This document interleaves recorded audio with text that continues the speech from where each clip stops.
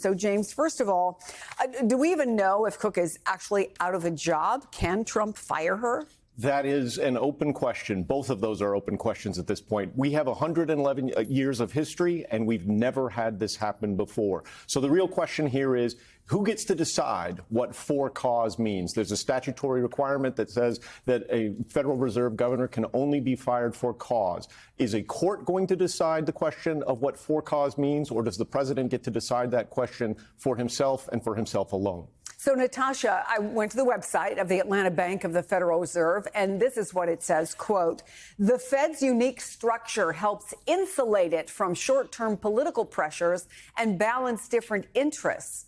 So does this firing, or I should say maybe attempted firing, change that equation in a way that should matter to Americans watching at home? Yeah, and just to take a step back, Chris, I think we're just in a really tenuous and dangerous moment for the American economy, because part of what makes us so great is the independence of our central bank. We are in a situation where the central bank responds to two things and two things alone. It cares about inflation and it cares about what's happening in the labor market. If instead you're in a situation where a politicized Federal Reserve decides that it has to make interest rate decisions depending on the whims of the president, we kind of have done that before in the U.S. In the Nixon administration, Arthur Burns felt like he had to lower interest rates to help Nixon win a presidential election. The result of that was inflation jumping from 3% to 13% over a 2-year period. So this is incredibly dangerous, and these types of attacks on Federal Reserve independence have real economic consequences for the American people. So, Monica, give us the perspective from the White House. Why Cook and why now? Well, the president's been signaling that he might take this action for some time, Chris. He certainly hasn't made any secret or been shy about his overall thoughts on the way that the Fed is operating. He has, of course, slammed the Fed chair, Jay Powell, repeatedly. At one point, he mused about trying to fire him, and ultimately he walked back from that because of this idea that he would need to have cause, and there is no cause for doing that or removing him. And in the end, the president said, OK, I'll let him finish out his term through May of next year, and then I'll name somebody else to take his place. But when it comes specifically to this case, the White House and the president is arguing in that letter. Again, it's an allegation. There's no specific evidence, but raising the question of mortgage fraud, which follows a pattern now of some other officials and people in the president's political world who have criticized him or who he has obviously battled with rhetorically, who have been accused of the same thing, who deny that. So this is an instance where the White House is looking for cause and trying to back that up. It's unclear exactly how they will do that. But remember, also, just a month or so ago, the president removed somebody else from the Bureau of Labor and Statistics, but that was a political appointee, which he does have the authority to do. In the case of Lisa Cook, this is going to go to a legal battle. We know that. We know that, as you pointed out in your intro, there's going to be a lawsuit filed by her and her attorney that really pushes back on this because of that question of cause. But you really have to look no further than the president's own comments, Chris, for the strategy here. He has long said that he wants the Fed to do things differently than they have been. And if Lisa Cook were to be removed, if she were not to be there, he would be able to appoint someone else. And then he would have a majority of appointees. And then again, a new chair once Powell's term has ended. So, James, even before the official decision was announced that they're going to fight this in court, Cook's attorney, Abby Lowell, put out a statement last night. Quote, "President Trump has taken to social media to once again fire by tweet. And once again, his reflex to bully is flawed and his demand lack any proper process, basis, or legal authority. We will take whatever actions are needed to prevent his attempted illegal action." So they're filing a lawsuit. Give us the parameters of this legal fight. So this current Supreme Court has been very, very favorable to strong visions of unitary executive power. And that has been very promising for President Trump and a number of the things that he's wanted to do. But even this Supreme Court has stated, including in a decision just on a procedural matter just 3 months ago, that the Federal Reserve, for the very reasons that Natasha mentioned earlier, is different. The Supreme Court had highlighted the fact that the Federal Reserve is what it called, and I'm quoting here, a uniquely structured quasi-private entity that follows in the distinct tradition of the first and second banks of the United States. Now, anyone who's studied American history or American law is familiar with the case of McCulloch v. Maryland. It's really a case about the power of that bank. And what the Supreme Court was saying in that little sentence, that little statement, which was really an aside, a tangent to the case at issue, is that the Federal Reserve is different. How different? Is it so different that the for-cause provision means that the Federal Reserve is insulated? Essentially, when it says in the tradition of the first and second banks of America, what it's saying, what the court is saying is those were banks, not executive agencies. The Federal Reserve, by being analogized to a bank, is further removed from the president's robust Article 2 executive power. That argues against what the president is doing here and for Lisa Cook. So obviously, Reed, the White House thinks it has cause. They think that cause is, again, this unsubstantiated claim of mortgage fraud. Columnist Paul Krugman wrote this, quote, "The message here clearly isn't don't commit fraud, which would be laughable coming from Donald Trump, of all people, nor, despite what some commentators have said, is it all about revenge, although Trump is indeed a remarkably vindictive person. But mainly it's about intimidation. If you get in our way, we will ruin your life." I wonder, Reed, do you think the allegations of mortgage fraud, which he's also, again, made against Letitia James, Adam Schiff, whether they ever amount to criminal charges or not, is that besides the point? Does the allegation itself send the message that Trump wants to send?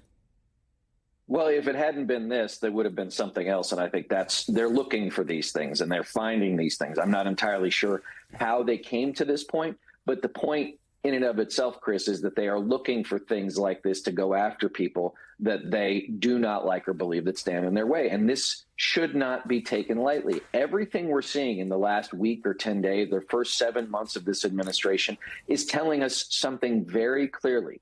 The world that we knew, the world that so many of us came up and understood, is over. We are now firmly in the Trump order. We're going to be here for at least the next 3 years. And I'll tell you this, if we just continue to say, well, we'll write a strongly worded letter or we'll be upset, it's not going to be enough. We now have to understand that everything he's going to do is going to benefit him, his power, or those around him. And until and unless we understand that everything we knew about, even you mentioned Richard Nixon, right, who now seems quaint by comparison in so many ways, is now what the norm is going to be. And let me also understand this. There are so many Americans for whom Donald Trump has been the primary political entity in their lives, whether they agree or disagree with him. We have moved the Overton window so far from what so many of us have known that it's going to be very, very difficult for us to walk this back. The Fed is the next domino, not the last domino. Yeah, and the question has been for a long time, as Americans begin to feel the impact, whether it's this or something else, does that change the equation here as we look ahead to the next 3 years? And Natasha, that leads me to you. And again, the broader consequences for the U.S. and the international economy. If people believe fear and the threat of intimidation is driving Fed decisions as opposed to economics, what would that potentially mean? You know, my colleagues and I at the Yale Budget Lab put out a report earlier that talked about how important, from the United States' perspective, these institutional norms and respect for them really are. And in fact, the reason why the U.S. is the reserve currency of the world, the reason why investors in this country and outside of this country flock to the U.S., particularly in times of uncertainty, is because we are a stable ship in often rough waters. And what I've been so disappointed to see over the course of the last many months, and it's right, the Fed is just the most recent of dominoes. But if you look at attacks on the integrity of government statistics, if you look at attacks on if you look at these trade wars and the amount of uncertainty they've introduced into our economic picture, such that businesses are at a bit of a standstill, they're not sure how to make decisions or what kind of environment they're going to be operating in. And now you look at a world without central bank independence, such that it's unclear whether decisions about what the interest rate trajectories are going to be, which are always thought to be long-term decisions that are focused on inflation and the employment picture, are now about political whims of a particular administration. We're not there yet. that. And I really hope that the court steps in and does its job with respect to making clear that the Federal Reserve is incredibly important and its independence is paramount. But I think we're in kind of uncharted and dangerous waters, and those economic consequences are going to reverberate for the American people, and in fact, already have started to do so. So, Reed, if we go back to what might change the trajectory of all of this, we know that Trump is bound to the markets. He loves it when they go up. He takes credit for it when they go up. What do you think about this? Why does it seem like he's unconcerned about these potential economic damages if he undermines the Fed's independence? Well, because ultimately Donald Trump lives in an insane little snow globe in the Oval Office in the White House that really only affects the people around him and the American people and not him personally. As we've always seen, if he thinks it's good for him, he'll do it. If he thinks it's bad for him, he won't. If he's done something that he thinks is going to backfire on him, he'll back away. But for now, remember that every time he does this, he takes 3 steps forward, he takes 2 steps back. He's still moved ahead. He's moved the fascistic tradition that he has now implanted in the American body politic forward little by little, sometimes by leaps and bounds. Yes, we can say, oh, Trump always chickens out. But remember that even when he backs away, he doesn't back fully away. And then he uses the expansive nature of his insanity and the chaos to do other things. It could be troops at the Lincoln Memorial. It could now be going after this Fed governor. The point is, these are now normal things. They are abnormal to those of us that pay attention, but they are now normalized in the American psyche, and they are normalized in the United States in and of itself. And as so many of your other guests have said here today, now the rest of us have to contend with this, and he will see himself as safe, and he will be fine because he has done nothing but A, be protected by his political lackeys, and B, enriched himself even further in the first 7 months of this administration.